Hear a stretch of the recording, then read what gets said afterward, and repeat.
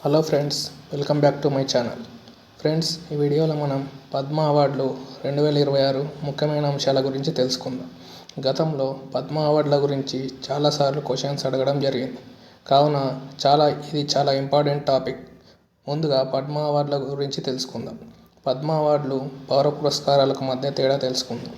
పౌర పురస్కారాలు అనగా భారతరత్న, పద్మవిభూషణ్, పద్మభూషణ్, పద్మశ్రీ. ఇందులో నుంచి భారతరత్న తీసేస్తే మిగతా అవార్డులని పద్మ అవార్డులు అంటారు. పద్మ అవార్డులు అనగా పద్మభూషణ్, పద్మవిభూషణ్, పద్మశ్రీ, ఈ మూడింటిని కలిపి పద్మ అవార్డులు అంటారు. ఈ పద్మ అవార్డులు 1954 నుండి ఈ అవార్డ్స్ ఇస్తున్నారు. ప్రతి సంవత్సరం గణతంత్ర దినోత్సవం సందర్భంగా ఇస్తారు. ఉపరాష్ట్రపతి నేతృత్వంలోని కమిటీ ఈ పద్మ అవార్డు గ్రహీతలను ఎంపిక చేస్తుంది. ఈ అవార్డు ఇచ్చే రంగాలు విద్య, సాహిత్యం, science and engineering, arts, sports, medicine, civil services, ప్రజా వ్యవహారాలు మొదలగు వాటిలో ఇస్తారు. ఈ సంవత్సరం మొత్తం 131 మందికి పద్మ అవార్డు ఇవ్వడం జరిగింది. అందులో పద్మవిభూషణ్ 5గురికి, పద్మభూషణ్ 13 మందికి, పద్మశ్రీ 113 మందికి ఇవ్వడం జరిగింది. ఇందులో మహిళలు 19 మంది, మరణానంతం పొందిన వారు 16 మంది, విదేశీయులు 6 కలరు. పద్మవిభూషణ్ 5గురికి రావడం జరిగింది. వీళ్ళ పేర్లు మనం ట్రిక్స్ ద్వారా గుర్తుపెట్టుకుందాం. ఆ ట్రిక్ ఏంటంటే కేటీఆర్, ధర్మం, న్యాయం, అంచు దాటడు. అందులో కేటీ అనగా కేటీ థామస్, ఆర్ అనగా రాజు, ధర్మం అనగా ధర్మేంద్ర, న్యాయంలో ఫస్ట్ నా ఉంటుంది కాబట్టి నారాయణన్, అంచు దాటడులో ఆలో అచ్యుతానందన్. మొదటిది మరి 4th, 5th కేరళకు చెందినవారు. ధర్మేంద్ర మహారాష్ట్రకు చెందినవాడు. రాజం యూపీకి చెందింది. పద్మవిభూషణ్ గ్రహీతలలో ముందుగా ధర్మేంద్ర గురించి తెలుసుకుందాం. ఇతనికి కళలు రంగంలో అవార్డు రావడం జరిగింది. బాలీవుడ్ హీరోగా మనకందరికీ సుపరిచితుడే. షోలే సినిమాతో ఎంతోమంది అభిమానులను సంపాదించాడు. 2012లో పద్మభూషణ్ అవార్డు కూడా తీసుకున్నాడు. ఆ తర్వాత కేటీ థామస్, ఇతను కేరళకు చెందినవాడు. ప్రజా సంబంధాలు రంగంలో ఇతనికి అవార్డు రావడం జరిగింది. సుప్రీంకోర్టు మాజీ న్యాయమూర్తిగా కూడా పనిచేశాడు. ఈయన కూడా 2007లో పద్మభూషణ్ అవార్డు తీసుకున్నాడు. ఆ తర్వాత ఎన్ రాజం, కళల రంగంలో ఈమెకు అవార్డు రావడం జరిగింది. యూపీ నుండి పద్మవిభూషణ్కి ఎంపికైనప్పటికీ ఈమె చెన్నైలో జన్మించింది. ఈమె సింగింగ్ వయోలినిస్ట్గా ప్రఖ్యాతిగాంచారు. 1984లో పద్మశ్రీ, 2004లో పద్మభూషణ్, 1990లో సంగీత నాటక అకాడమీ అవార్డులు కూడా వచ్చాయి. పి. నారాయణన్ సాహిత్యం, విద్యారంగంలో ఈయనకు అవార్డు రావడం జరిగింది. ఈయన కేరళలో జన్మించాడు. ఆర్ఎస్ఎస్ కార్యకలాపాలను కేరళలో ప్రజల్లోకి తీసుకెళ్లి వేల మందిని ఆర్ఎస్ఎస్లో చేర్చాడు. ఆ తర్వాత విఎస్ అచ్యుతానందన్, ఈయనకు ప్రజా సంబంధాల రంగంలో రావడం జరిగింది. ఈయన కేరళ మాజీ సీఎం. 2006 నుండి 2011 వరకు సిపిఎం నుండి సీఎంగా పనిచేశారు. ఇప్పుడు పద్మభూషణ్ అవార్డు యొక్క ట్రిక్ ఏమో తెలుసుకుందాం. పద్మభూషణ్ అవార్డు 13 మందికి రావడం జరిగింది. కానీ మన ట్రిక్లో 9 మందిని కవర్ చేయడం జరిగింది. ఆ ట్రిక్ ఏంటంటే ఉదయం గణేష్ మండపంలో బగారా అన్నం పెట్టారు. ట్రిక్ ప్రకారం ఉదయం అనగా ఉదయ్ కోటక్, ఇతను మహారాష్ట్రకు చెందినవాడు. గణేష్ అనగా ఆర్ గణేష్, కర్ణాటక చెందినవాడు.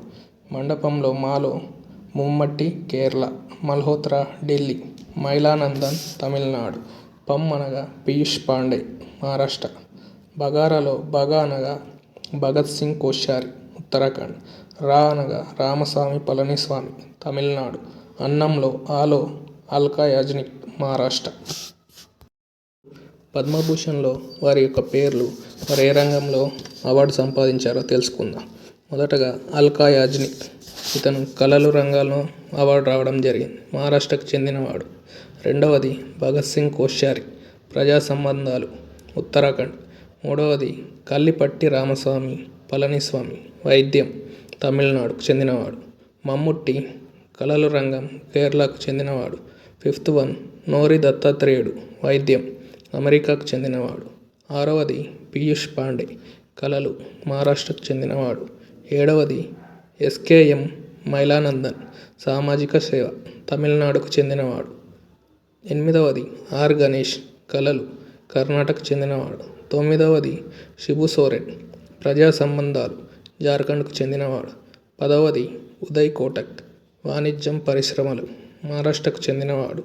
11వది వికే మల్హోత్రా, ప్రజా సంబంధాలు, ఢిల్లీకు చెందినవాడు. 12వది వెల్లపల్లి నటేశన్, ప్రజా సంబంధాలు, కేరళకు చెందినవాడు. 13వది విజయ్ అమృతరాజ్, క్రీడలు, అమెరికాకు చెందినవాడు. ఈ 13 మందిలో మనం 9 మందిని ట్రిక్ ద్వారా గుర్తుపెట్టుకోవచ్చు. మిగతా 4 పేర్లు గుర్తుపెట్టుకుంటే సరిపోతుంది. ఇప్పుడు పద్మ అవార్డులు పొందిన క్రీడాకారుల గురించి తెలుసుకుందాం. మొదటగా పద్మభూషణ్ అవార్డు అమృతరాజ్, ఇతను టెన్నిస్ ప్లేయర్. రోహిత్ శర్మకు పద్మశ్రీ రావడం జరిగింది, ఇతను క్రికెటర్. హర్మన్ ప్రీత్ కూడా క్రికెటర్, ఈమె కూడా పద్మశ్రీ రావడం జరిగింది. బల్దేవ్ సింగ్ హాకీ ప్లేయర్, ఇతనికి కూడా పద్మశ్రీ రావడం జరిగింది. సవితా పూనియా హాకీ ప్లేయర్, ఈమెకు కూడా పద్మశ్రీ రావడం జరిగింది. ప్రవీణ్ కుమార్ పారా హై జంపర్, ఇతనికి కూడా పద్మశ్రీ రావడం జరిగింది. అయితే ఎగ్జామ్లో క్రీడాకారులు వారు ఏ ఆట ఆడతారో అని జతపరచడంలో అడగడం జరుగుతుంది, కావున వీళ్ళ పేర్లు గుర్తుపెట్టుకోండి. ఇప్పుడు ఆంధ్రప్రదేశ్ మరియు తెలంగాణలో ఎంతమందికి అవార్డు వచ్చిందో చూద్దాం. ఆంధ్రప్రదేశ్లో 4 పద్మశ్రీ అవార్డు రావడం జరిగింది. అలాగే తెలంగాణలో 7 పద్మశ్రీ అవార్డు రావడం జరిగింది. అందులో ఆంధ్రప్రదేశ్లో వచ్చిన 4 మొదటివాడు రాజేంద్ర ప్రసాద్, ఇతనికి కళారంగంలో రావడం జరిగింది. సెకండ్ మురళీ మోహన్, ఇతనికి కూడా కళారంగంలో రావడం జరిగింది. థర్డ్ వన్ గరిమెళ్ళ బాలకృష్ణ ప్రసాద్, ఇతనికి కూడా కళారంగంలో రావడం జరిగింది. ఫోర్త్ వన్ వెంపటి కుటుంబ శాస్త్రి, ఇతనికి సాహిత్యం మరియు విద్యారంగంలో రావడం జరిగింది. తెలంగాణ నుండి 7 పద్మశ్రీ అవార్డు రావడం జరిగింది. అందులో మొదటిగా దీపికా రెడ్డి, ఈమెకు కళల రంగంలో రావడం జరిగింది. సెకండ్ పాల్కొండ విజయ ఆనంద్ రెడ్డి, ఇతనికి వైద్య రంగంలో రావడం జరిగింది. థర్డ్ వన్ గూడూరు వెంకట్రావు, వైద్యం. Kumaraswamy Thangaraj, science and engineering. Chandramouli Gaddamanugu, science and engineering. Krishnamurthy Balasubrahmanyam, science and engineering. Ramireddy మామిడి, ఇతనికి మరణానంతరం రావడం జరిగింది, పశు సంవర్ధక రంగం. రాష్ట్రాల వారీగా ఏ రాష్ట్రానికి ఎన్ని అవార్డులు వచ్చినాయో ఇప్పుడు చూద్దాం.